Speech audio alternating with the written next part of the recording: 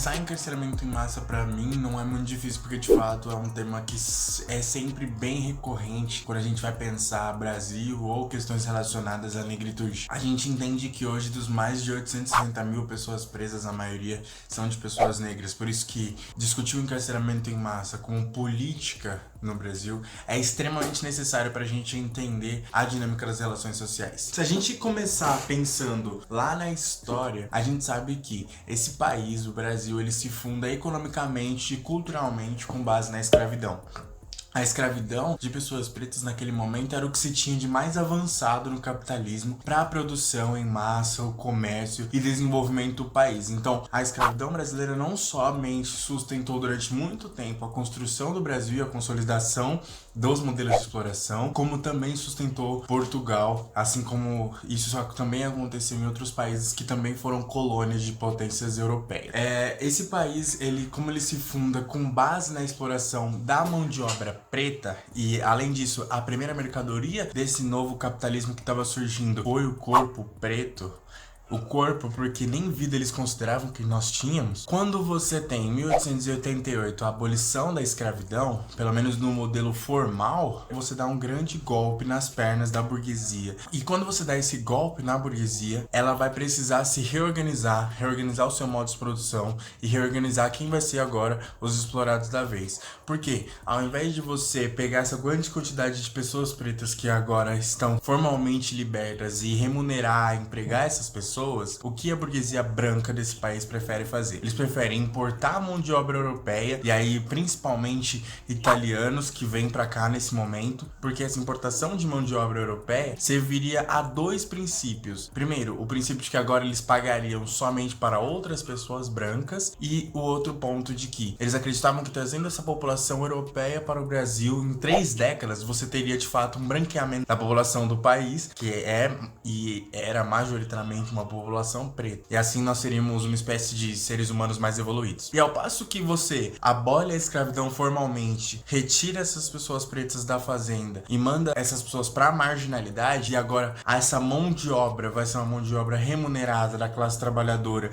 só que ainda assim uma classe trabalhadora branca, o que sobra para as pessoas pretas? Nada. Começa a se observar que o Estado brasileiro, em conjunto com a sua burguesia, vem propondo uma série de leis no sentido de criminalizar a população preta. Ou seja, em primeiro momento você é jogado na marginalidade, sem emprego, sem educação, sem remuneração, e aí depois começam a criminalizar a vadiagem, que era não ter um emprego. Assim como vários outros ataques e tentativas de criminalização da população preta foram feitos, como por exemplo a criminalização da capoeira, que a gente sabe que é um elemento de resistência simbólico e de muita força dentro da cultura preta no Brasil. O encarceramento em massa, na verdade, mais do que um acidente ou uma fatalidade, ele é parte de um projeto político. Um projeto político para exercer um controle racial sobre essa população sobrante dentro do capitalismo. Quando eu tô pensando em encarceramento em massa, eu não tô olhando um objeto de estudo distante. Eu tô pensando sobre vidas. Que o seu status ou não, a sua condição ou não de privação de liberdade não os torna menos humanos, não os torna menos pais, mães, filhos, irmãos e irmãs. Eu não poderia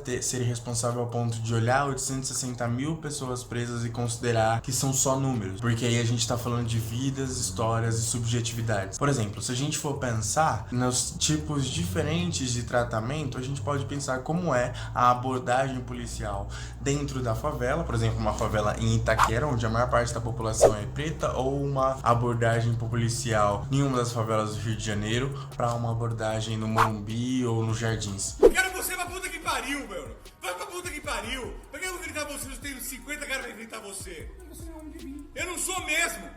Sabe por quê? Porque você é um bosta, você é um merda de um PM que ganha R$1.000 por mês. Eu ganho 300 mil por mês, eu quero que você se foda. A gente começa a minimamente achar que há uma seletividade nesse processo. Se a gente for pensar que na representação no cinema, nas propagandas, nos programas policiais, o bandido, o criminoso, o estereótipo de criminoso sempre recai principalmente sobre o homem negro. São os homens negros que nós somos ensinados a temer, odiar e atacar em legítima defesa presa e pressupor sempre dessa pessoa uma criminalidade, mesmo que ela não tenha dado nem motivos pra isso. E quando eu digo que nós, enquanto sociedade, somos ensinados pra isso, eu tô dizendo também que nós, pessoas pretas, também somos ensinados a temer, e assim como tememos uns aos outros. Esse processo de criminalização histórica e cultural das pessoas pretas faz com que a polícia e os órgãos de punição, assim como o judiciário, sempre tenham um olhar diferente para as pessoas pretas. Há uma seletividade para buscar as pessoas pretas. Quando já há uma criminalização da população preta, matar-nos então é extremamente mais fácil. Porque aí, quando a família perde um de nós, quando nós perdemos um dos nossos, antes de se preocupar em enterrar, tem que passar muito tempo tentando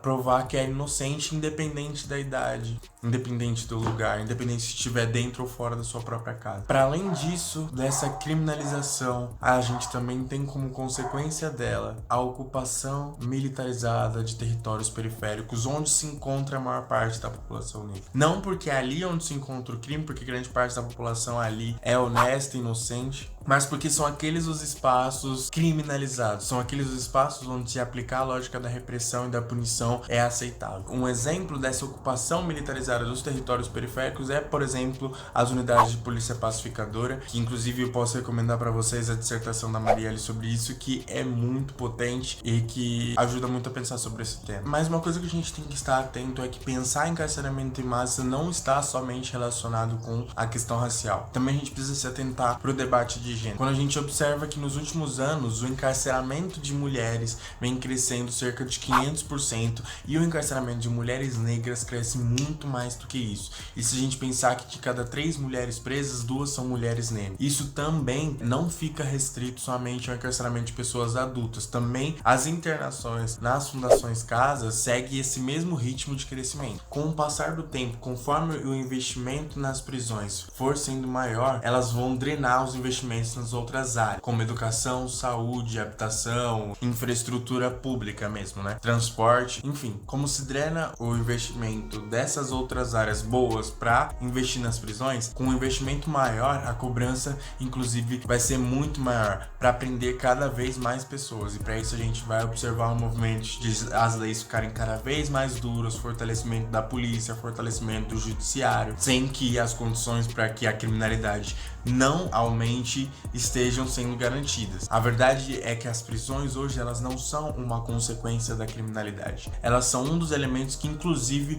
ajuda a potencializar a criminalidade quando drena os recursos que poderiam ser investidos para combater de fato com seriedade a criminalidade, para investir em tecnologias de punição, porque sabe que isso é uma maneira racista de lidar com a população sobrante do capitalismo, que é a população preta. Nós somos mais do que isso. Nós somos mais do que pessoas destinadas ao cárcere. Enquanto existir prisões, vai existir barbárie, vai existir super encarceramento, vai existir encarceramento em massa. A única perspectiva que nós temos de fato começar a lidar com seriedade com o problema da criminalidade são perspectivas abolicionistas de fim das prisões. Não é possível humanizar ou melhorar as prisões, elas precisam acabar. E a gente precisa parar de ter um debate demagógico de que é possível coexistir com as prisões na nossa sociedade e que dá para ir melhorando quando não dá. As prisões são um espaço de desumanização e uma solução simplista para lidar com as soluções problemas dentro da nossa sociedade. São essas reflexões que eu gostaria de trazer para vocês. Se vocês tiverem dúvidas, vocês podem deixar nos comentários. As nossas redes sociais estão aqui. Deixe sua opinião sobre isso. É isso, gente. Se inscrevam no canal, deem seu like para aumentar o engajamento. Divulguem esse vídeo. E é isso, é nóis. Tchau.